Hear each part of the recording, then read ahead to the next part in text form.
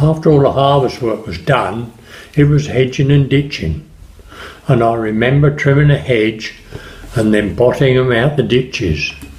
This was done every 2 or 3 years, so major ditching was not necessary, just clearing out the bottom, hence the name bottoming.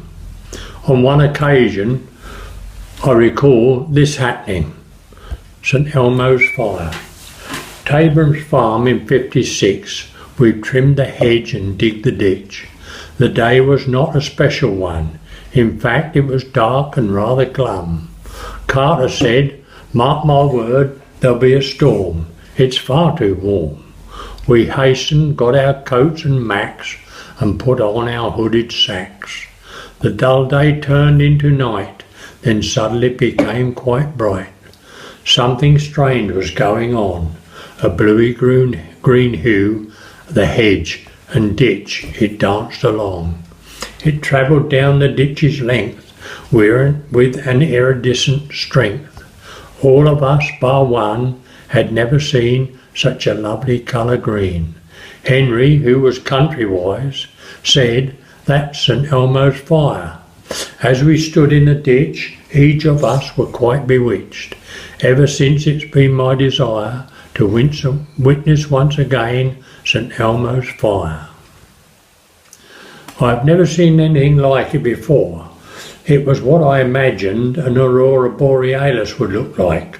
The colours that shimmered up and down the ditch and the hedge and across the backs of people was quite amazing. On another occasion we were thistle dodging. We walked the lower meadows along the sea wall, cutting thistles and docks that grew in profusion on the wet low lands. We carried a long-handled slashing hook. We had our dinner in a bag and spent the whole day on the marshes. It was like a day's ramble and a picnic at the end. It was a pleasant day away from the farm. On reaching the far end of the marsh, we stopped for dinner. We could see Holbridge across the river. Someone suggested it would be nice to have an ice cream, as it was a real warm day. And this was the outcome.